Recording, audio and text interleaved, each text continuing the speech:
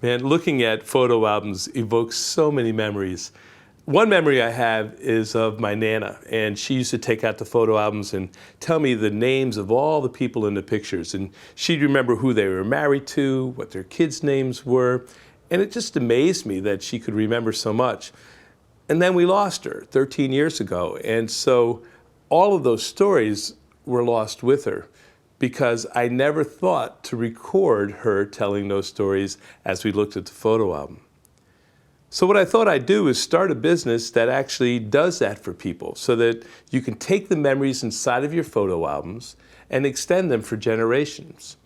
What I'd like to do right now is to just demonstrate what that might look like. This is my photo album. These are pictures of me when I was younger, and just show you what it might look like for me to tell the story behind some of the pictures, and how my kids and their kids and their kids would benefit from hearing some of what, Grandpa or great-grandpa was like when he was a young kid.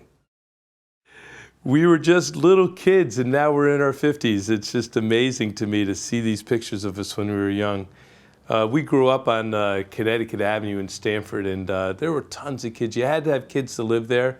It was a project development, and I'm looking at pictures of us with these country and western ties and with Nehru shirts, and we were just part of this 60s culture. I was born in 57, so by the time 1967 came, I was a 10-year-old, and kids were listening to the Beatles and to Jimi Hendrix and to all this new music that was coming out.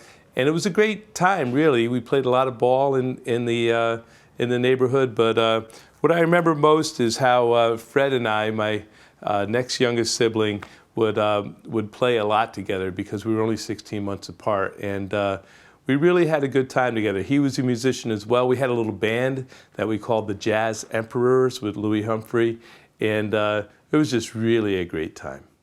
This is a picture of me playing football for the North Stamford Roadrunners, was the Pop Warner team. And just looking at some of the faces in here and the good time that we had.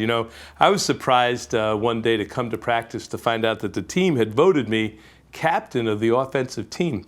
Now, what's funny about that is that usually like a quarterback would get that notoriety, but I was the guy who hiked the ball. I was the center who'd get his head knocked in every game, and yet they saw something in me that I guess carried on through life, is that I had leadership qualities. And maybe it was just that, look at me, I'm smiling there. Maybe it was just that I had such a good time that people wanted to have me as the captain of the team. But these are some great times. Here's some Sandlot football as well. And all of these guys became good buddies. And I don't know where a lot of them are. We've lost some, actually. I lost a friend recently.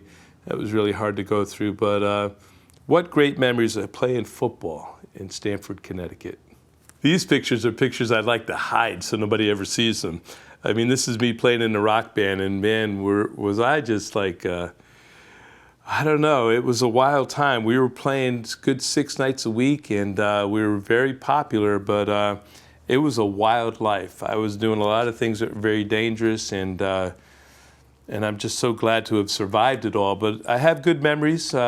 Jimmy and Danny and Rob in the band, and then Bruno and John and some of the other guys, Jimmy, that were our roadies. We were like a family. We lived together in Wilton in a house, and we didn't do everything according to the good book, but we did survive it, and I believe it's just a good piece of my history, and I'm just so glad to have been able to have that experience. But I got to tell you, just looking at this picture of me in the Army coat with no shirt underneath is a pretty scary picture to show the world.